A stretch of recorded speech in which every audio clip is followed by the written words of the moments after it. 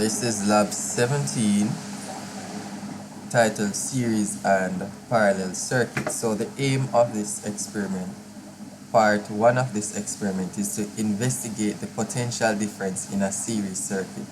So the procedure is as follows. We must set up the circuit as seen in our diagram on our lab manual. So let us go ahead and set that circuit up. I am placing my connecting wires, my switch. I can put another connecting wire here, which I will do. My battery will be 9 volts. Ensure that your battery is 9 volts. I'm going to put another connecting wire here. Try to get it as neat as possible. So instead of our rheostat, we'll use this. Instead of our rheostat, that was a mistake, we'll use this variable resistor. So the resistance that I want you to put on this resistor that will be our rheostat is about 2 ohms.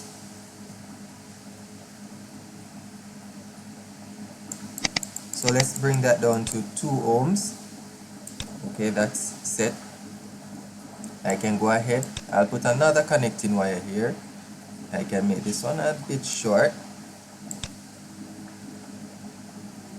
And as you can see in our circuit diagram, we have 3 other resistors connected in series. So let's connect those in series. You can put one here and the other here.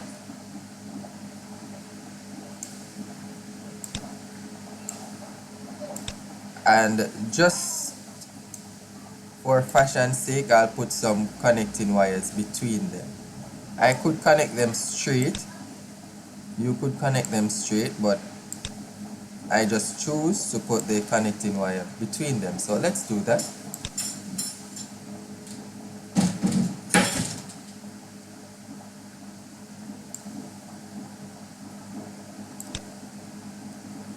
And when the wires are connected, you'll see the connections turn black. That means you have achieved connection.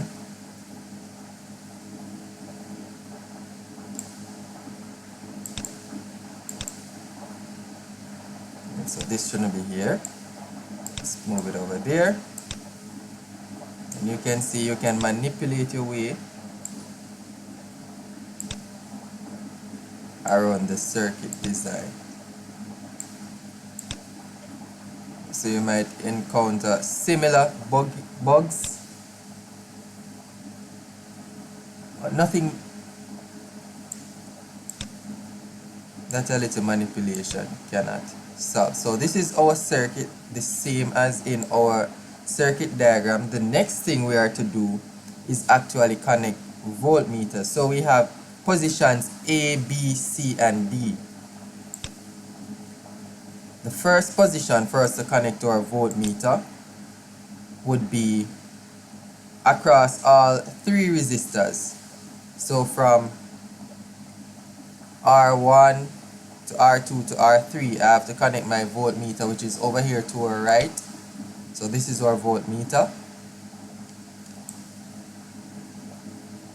We can go ahead and close our circuit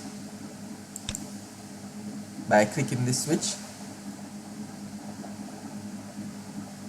Check my resistances. Ensure that your resistances are different. So use these fixed values. I want you to use 10 ohms, between 10 and 40 ohms. So you're going to record the resistances of your resistors. Use values ranging between 10 and 40 ohms. I am using 10, 20, and 30 ohms.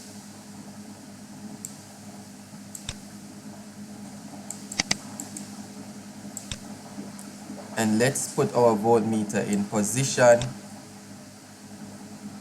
A. Now the potential difference across all three resistors, I would record this in a suitable format. I would record it in a table. It's important to note, step 4 says we do not adjust the rheostat after we have set it to that 2 ohms. So let us go ahead and record the voltages for position B, then position C, and position D. Record all these values in a table. Now it's important that your voltmeter is connected correctly. The negative side of the voltmeter is connected to the negative terminal of our battery, so ensure it is on the right side, and the positive terminal of our voltmeter connected to the positive terminal end of our battery. The data analysis says for this part of the lab, across which resistor is the potential difference the greatest. So across which one of these individual resistors, remember you choose the resistances between 10 ohms to 40 ohms. Find the sum of the differences across the three resistors. So you need to find the potential difference, the total potential difference across the resistors. Now potential difference in a series, you should know how to find voltage in a series circuit. What do you notice about this sum? What can you deduce about the voltage across the components in a series circuit? So in this part, you're going to tell me about the voltage across components in a circuit, how you can find the total voltage.